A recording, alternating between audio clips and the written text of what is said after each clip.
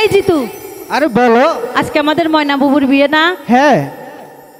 তাহলে এখন আমরা কি করব? আমরা এখন নাচবো গাইবো।